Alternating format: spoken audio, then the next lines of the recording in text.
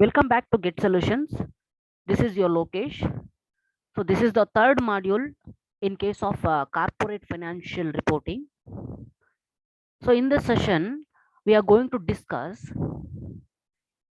while adapting the or while preparing the financial statements by the corporate or corporate entities, what are the major issues that will be going to face the company in preparation of the financial statements, and how the companies will be going to prepare the financial statements and presents. See, generally, when we going to discuss about the annual reports and the financial statements, the company is necessary to adapt to the accounting standards, because the accounting standards only harmonizes the financial statements. See, the Indian annual reports, that will be going to prepare the financial statement based on consideration of the legal minimum requirements, which speaks about the various elements or items in the financial reports and the annual reports. And also there is a certain minimum requirements and elements that we are going to consider in the financial statements. See, generally, when the company prepare the annual reports, the following are the most common elements in that field. Generally, we can say that the notice of annual general meetings, which means, so when the annual general meeting will be going to held, or when the annual general meetings will be going to conduct in the companies, that is quarterly or half quarterly or annually once, like that. It includes the various informations regarding the conduct of the general meetings and the chairman's report, and also the summary of financial results, how the finance will be, whether it is a positive or a negative, and what are the reasons for generation of the positive finance or negative finance, and like that. And also the financial highlights for the number of years for comparison, and the directors reports. So this is the common elements and facts and items which we are going to represent in the annual reports. In case annual reports na ಏನಾದ್ರೂ submission ಮಾಡ್ಬೇಕಂತ ಹೇಳಿದ್ರೆ, general ಆಗಿ ಈ ಒಂದು elements ಬಂದ್ಬಿಟ್ಟು include ಆಗಿರುತ್ತೆ ಆ annual report ಅಲ್ಲಿ ಅಂತ ಹೇಳ್ಬಿಟ್ಟು ಹೇಳ್ತಿರೋದು. Okay, see, the management discussions and analysis and findings and recommendations ಇರುತ್ತೆ. ಏನಾದ್ರು ಇಶ್ಯೂಸ್ ಅಥವಾ ಏನಾದ್ರು ಡ್ರಾಬ್ಯಾಕ್ಸ್ ಇದ್ರೆ ಅದನ್ನ ಯಾವ ತರ ಸಾಲ್ವ್ ಮಾಡಬಹುದು, what are the management discussion on this issues, and how the issues will be analysed, ಯಾವ ತರ ಅನಾಲಿಸಿಸ್ ಮಾಡಿದ್ರು ಅನ್ನೋದನ್ನು ಇನ್ಕ್ಲೂಡ್ ಆಗಿರುತ್ತೆ. And also the corporate governance report. So this you will know that the corporate governance, this will be speaks about the corporate social responsibility. So corporate social responsibility ಏನು, so ಯಾವ ತರ ಅದು governance rules ನ adoption ಮಾಡಿಕೊಂಡು ಆ corporate social responsibility ಕ್ರೈಟೀರಿಯಾನ satisfy ಮಾಡಿದ್ಯಾ ಇಲ್ವಾ ಅಂತ ಹೇಳ್ಬಿಟ್ಟು. And also the auditors reports, that is after audit, that is auditors objections ಏನು, ಅಬ್ಜೆಕ್ಷನ್ಸ್ ಯಾವ ತರ ಕ್ಲಿಯರ್ ಮಾಡಿದ್ದಾರೆ ಫೈನಾನ್ಷಿಯಲ್ ಸ್ಟೇಟ್ಮೆಂಟ್ಸ್ ಅಲ್ಲಿ ಅಂತ ಹೇಳ್ಬಿಟ್ಟು. And also the balance sheet informations, that is assets and liabilities. So it includes the current assets and current liabilities, and like that. And also the long term assets and long term liabilities, and like that. Okay, next, profit and loss account. It includes the various informations regarding the gross profit and net profit, and the importance and the notes of account is ಏನಾದ್ರು special accounts ಅಥವಾ special ಅಡ್ಜಸ್ಟ್ಮೆಂಟ್ಸ್ಗೆ notes, for example extraordinary ಐಟಮ್ಸ್ಗೆ ನಾವು foot notes ಕೊಡೋದಿಲ್ವಾ, so like that it includes the informations regarding the notes and accounts. And also the cash inflow statement or cash flow statement. It includes the informations regarding the investment activities and financial activities, and uh, investment and operating activities, and like that. Okay, so next, supplementary statements. So supplementary statements ಅಂತ ಹೇಳಿದ್ರೆ special issues ಏನಾದ್ರು pass ಆಗಿದ್ರ ಅಥವಾ the alternative statements. Okay, so next, information on human resource. So human resource accounting ಅಂತ ಹೇಳ್ಬಿಟ್ಟು ನಾವು last chapter ಅಲ್ಲಿ ಕಲ್ತಿದ್ವಿ. Okay, so the informations regarding the human resource. So ಯಾವ ತರ ಹ್ಯೂಮನ್ ರಿಸೋರ್ಸ್ ನ ಹ್ಯೂಮನ್ ಕ್ಯಾಪಿಟಲ್ ನ ಮೇಂಟೈನ್ ಮಾಡ್ತಿದ್ದಾರೆ. Okay, next, value added statement. So this will be speaks about how the value will be added to the various stakeholders of the company, ಯಾವ ತರ distribute ಆಗಿದೆ value ಅನ್ನೋದನ್ನ. Next, corporate social reports. So ಇದೇ chapter ಅಲ್ಲಿ ನಾವು triple bottom line reporting ಅಂತ ಹೇಳ್ಬಿಟ್ಟು ಕರಿತೀವಿ. Then we are going to report and then we are going to speak and discuss about the corporate social report, how the triple bottom line reporting will be significant for the business organization, and environmental report, because ಎನ್ವಿರಾನ್ಮೆಂಟ್ನು consideration ಮಾಡಬೇಕಾಗುತ್ತೆ. ಯಾಕಂತ ಹೇಳಿದ್ರೆ the environmental pollution will be considerable factor in case of companies and for the corporate field, because ಎನ್ವಿರಾನ್ಮೆಂಟ್ನು ನಾವು consideration ಮಾಡಬೇಕು. Okay, next, the information and brand and intangibles, that is the services and brands ಯಾವ ತರ create ಆಗ್ತಿದೆ. So what is the level of brand that will be created by the business or globalised entities and like that. Next, economic value added reports, ಯಾವ ತರ economic value added reports, what is the value of economic, ಮತ್ತೆ economic value added net operating profit, that is net operating profit after tax ನ ಯಾವ ತರ consideration ಮಾಡಬೇಕು.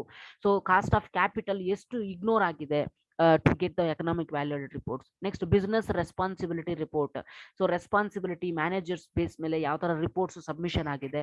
So what are the controllable cost elements in the financial statements, ಅದನ್ನೆಲ್ಲ consideration ಮಾಡ್ತೀವಿ. Okay, so ಈಗ general ಆಗಿ ನಾವು ಇದು ಡಿಸ್ಕಷನ್ ಮಾಡಿದೀವಿ.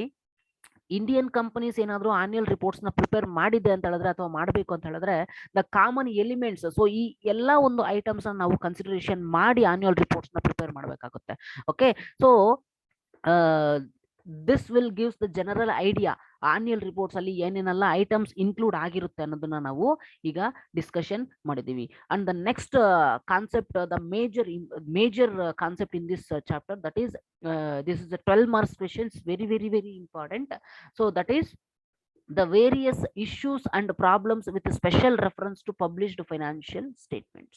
Okay, so the corporate financial reporting, so ಏನ್ ಹೇಳ್ಕೊಡುತ್ತೆ ಈ ಸಬ್ಜೆಕ್ಟ್ ಅಂತ ಹೇಳಿದ್ರೆ, the companies will be going to prepare the financial statements based on the adoption of accounting standards and Indian accounting standards, and also this Indian accounting standards prepared in line with the international financial reporting standards, right? So ಈಗ ಆ statements ನ ಅಥವಾ financial statements ನ prepare ಮಾಡಬೇಕು ಅಂತ ಹೇಳಿದ್ರೆ, then definitely the companies will be going to prepare and present the financial statement based on the adoption of the international financial reporting standards and the Indian accounting standards, isn't it? Yes, of course.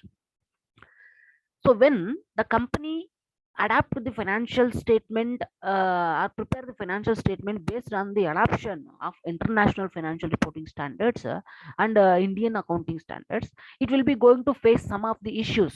So adoption ಮಾಡ್ಕೋಬೇಕು ಅಂದಿದ ತಕ್ಷಣ companies ಬಂದ್ಬಿಟ್ಟು adoption ಮಾಡ್ಕೊಂಡು financial statements prepare ಮಾಡೋದಿಲ್ಲ, because there is some criteria, there is some criteria that will be going to satisfied by the company, then only it is suitable for adoption of the IFRS or Indian accounting standards, right?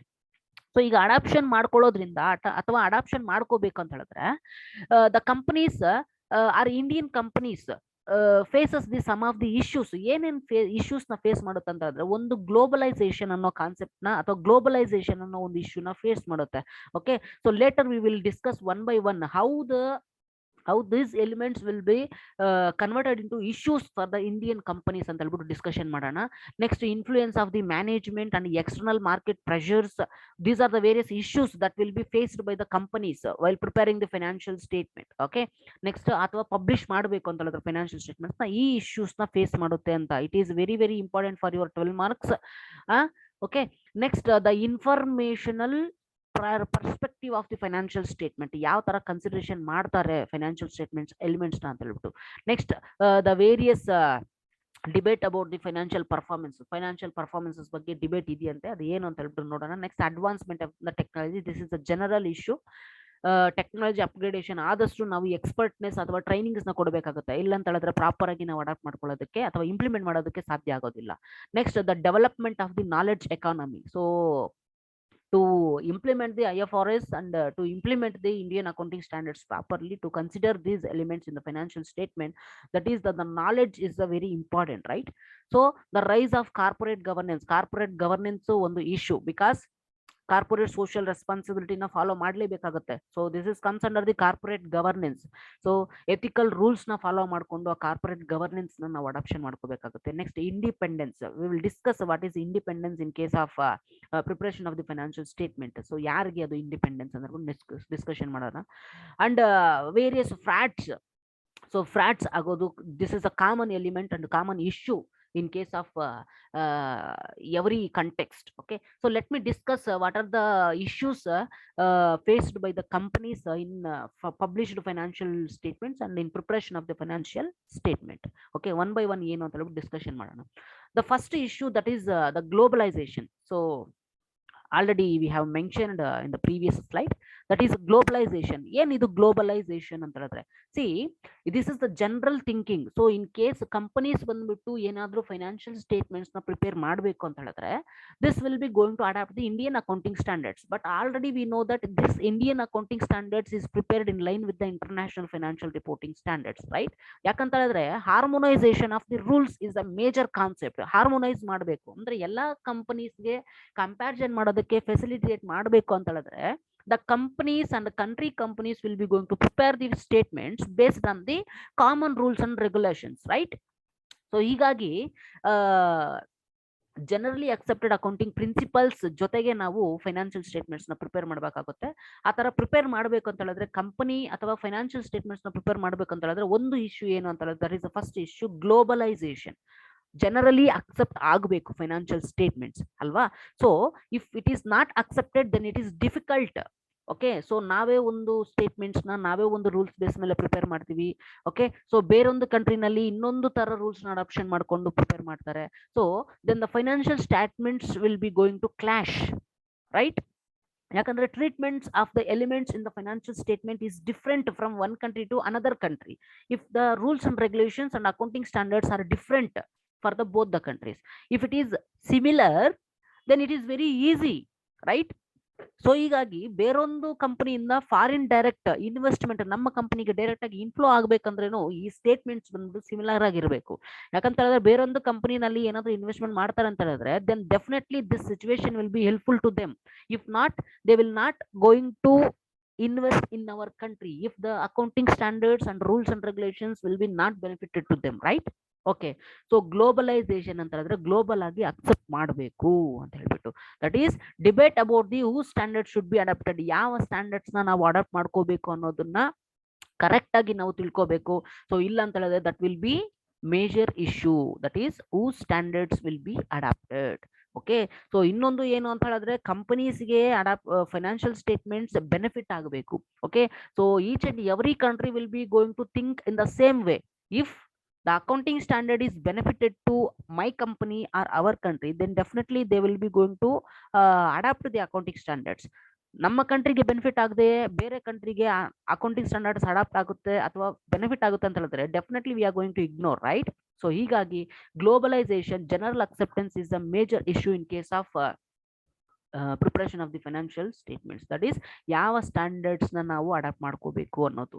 Okay, and how exactly reflect the financial statement of the organisation. So adoption ಮಾಡ್ಕೊಳ್ಳೋದು ಜೊತೆಗೆ ಯಾವ ತರ ನಾವು financial statement elements ನಾವು represent ಮಾಡ್ತೀವಿ ಆರ್ಗನೈಸೇಷನ್ದು ಅನ್ನೋದು ತುಂಬಾ important. Okay, because if the treatment of the items will be different from one company to another company, then it is very difficult to compare, right? So ಅಲ್ಲಿ benefits ಕಡಿಮೆ ಆಗುತ್ತೆ. So that is the major issue, globalisation. ಯಾವ standards ನ adopt ಮಾಡ್ಕೋಬೇಕು ಅನ್ನೋದು ತುಂಬಾ debate concept ಆಗಿದೆ. Next, influence of the management.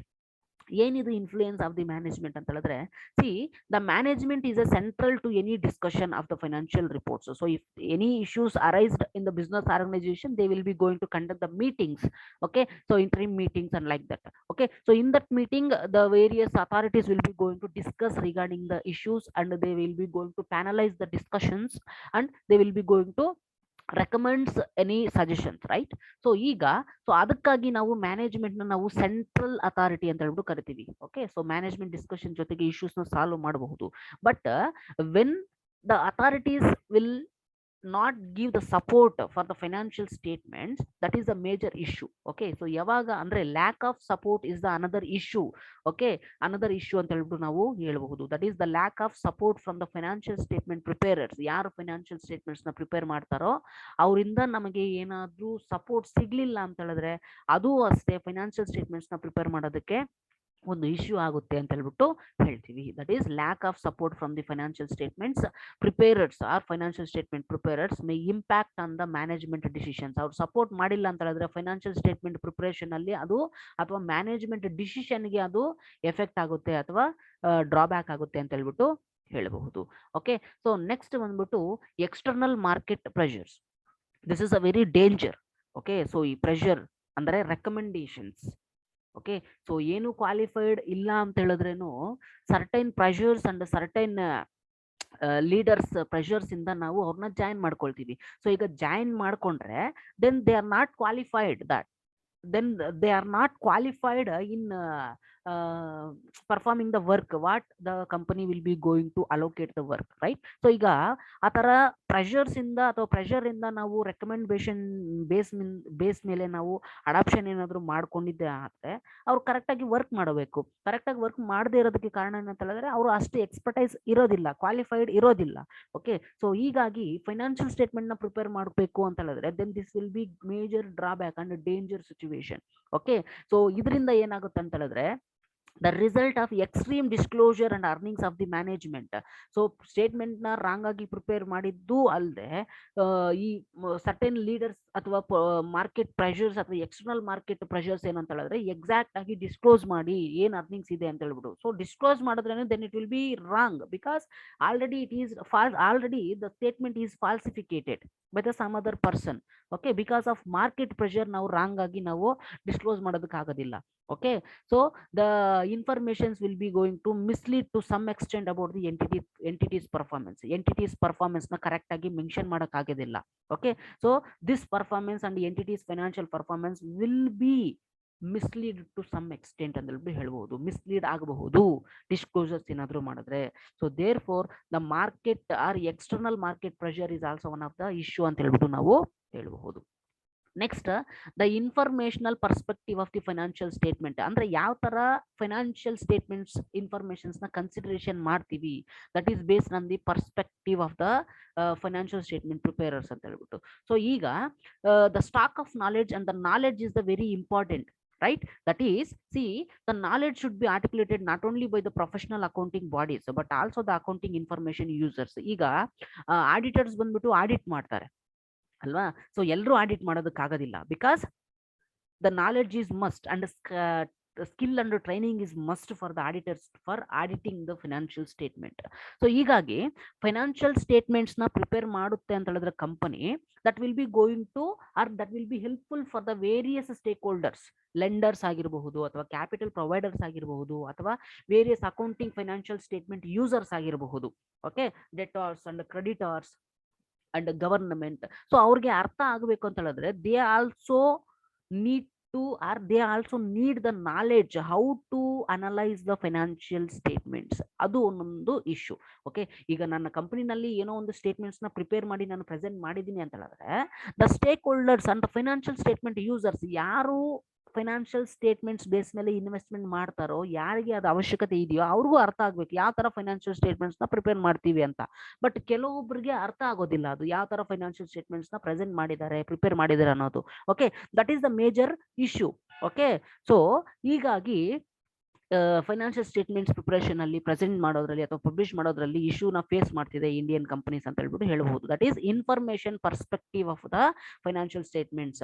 So depreciation treatment ನನಗೆ ಒಂಥರ ಅರ್ಥ ಆದರೆ ಬೇರೆಯವ್ರಿಗೆ ಇನ್ನೊಂಥರ ಅರ್ಥ ಆಗುತ್ತೆ. So that is the major drawback and issue that will B faced by the companies. So therefore the knowledge is the must to understand and analyse the financial elements of the company. Okay, so ಹೀಗಾಗಿ professional accounting ಬಾಡೀಸ್ಗೆ ಮಾತ್ರ information ಅಥವಾ knowledge ಇದ್ರೆ ಸಾಲದು. Accounting information ಅಥವಾ financial statement ಯೂಸರ್ಸ್ಗೂ ಆ information ಗೊತ್ತಾಗಬೇಕು, ಅನಾಲಿಸಿಸ್ ಮಾಡೋದಕ್ಕೆ, ಫರ್ದರ್ ಡಿಸಿಷನ್ಸ್ಗೆ ಹೆಲ್ಪ್ ಆಗಬೇಕು ಅಂತ ಹೇಳಿದ್ರೆ ಅರ್ಥ ಆಗಬೇಕು ಅಂತ ಹೇಳ್ಬಿಟ್ಟು ಹೇಳ್ತಿದೀವಿ. Okay, next concept that is the debate about the financial performance. So ಇದು ಏನಿದು debate about the financial performance ಅಂತ ಹೇಳಿದ್ರೆ, see the statement of the financial performance combines the statement of the total organised gains and loss. That is we know that see the statement in the sense, 1 minute.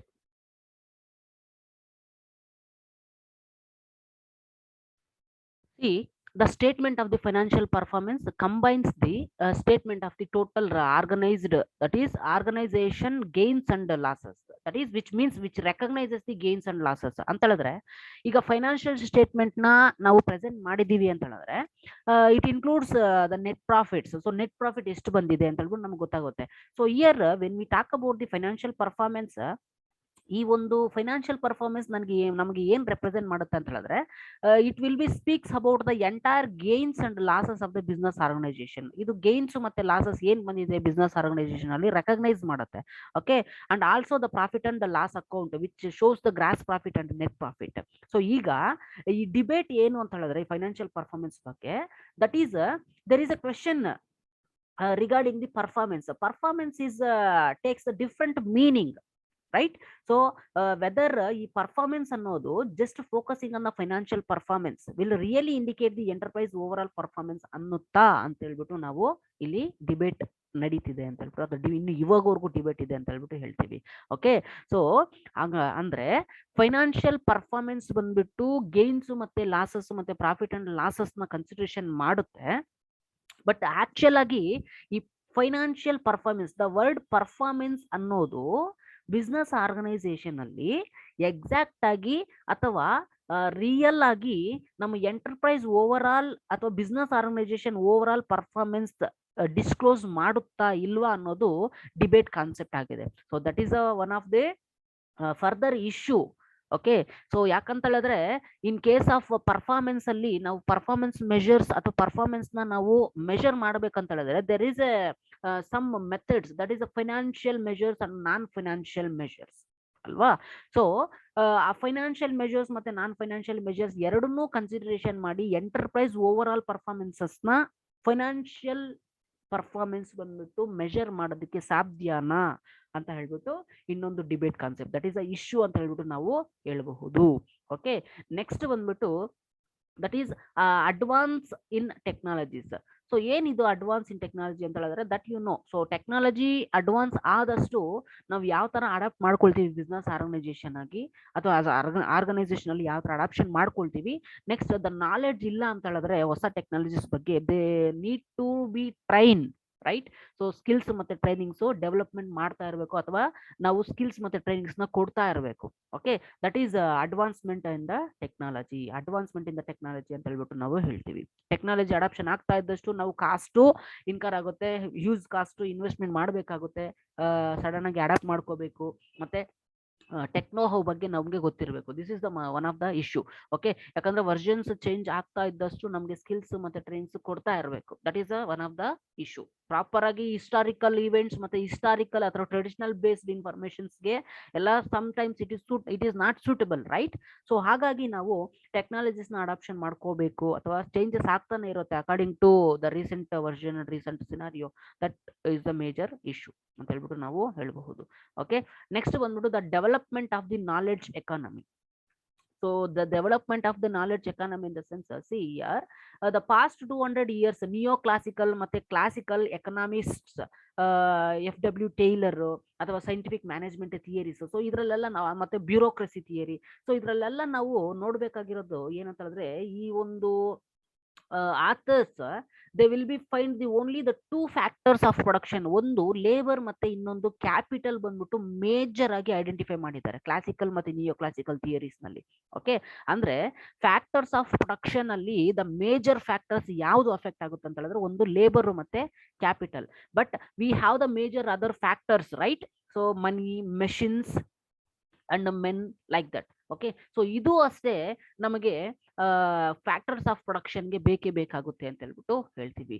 Okay, so ಈಗ knowledge of economy ಬಂದ್ಬಿಟ್ಟು ಆದಷ್ಟು ಸಾಧ್ಯ ಆಗಿದೆ ಅಥವಾ develop ಆಗಿದೆ ಅಂತ ಹೇಳ್ಬಿಟ್ಟು ಅನ್ಕೋಬಹುದು. But 200 years ಇಂದ ನಿಯೋ ಕ್ಲಾಸಿಕಲ್ ಥಿಯರೀಸ್ ನಾವು ರೆಪ್ರೆಸೆಂಟ್ ಮಾಡೋದಾದ್ರೆ ಲೇಬರ್ ಮತ್ತೆ ಕ್ಯಾಪಿಟಲ್ ಬಗ್ಗೆ ಮಾತ್ರ ಫೋಕಸ್ ಮಾಡಿದ್ದಾರೆ. Okay, so still we need A knowledge regarding the labor and capital and also the other factors of the productions, how these factors of productions will be contributed their efforts to prepare the financial statements. ಯಾವ ತರ ನಾವು human capital ನ consideration ಮಾಡ್ತೀವಿ, ಯಾವ ತರ ನಾವು machineries ಅಥವಾ machines ನಾವು ಕನ್ಸಿಡರೇಷನ್ ಮಾಡ್ತೀವಿ, ಓಕೆ, ಯಾವ ತರ ಈ ಎಫರ್ಟ್ಸ್ ನಾವು ಕನ್ಸಿಡರೇಷನ್ ಮಾಡ್ತೀವಿ ಅನ್ನೋದು ತುಂಬಾ important. But they will focus only on the labour and capital ಅಂತ ಹೇಳ್ಬಿಟ್ಟು ಹೇಳ್ತೀವಿ. Okay, that is another issue. Next, the rise of the corporate governance. So as already I told that the corporate governance includes the corporate social responsibility ಅಂತ ಹೇಳ್ಬಿಟ್ಟು ನಾವು ಕರಿಬಹುದು.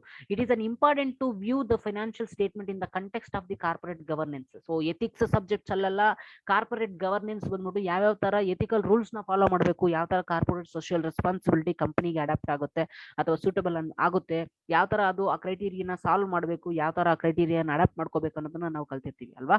So it would seem the reasonable issue like the corporate social responsibility.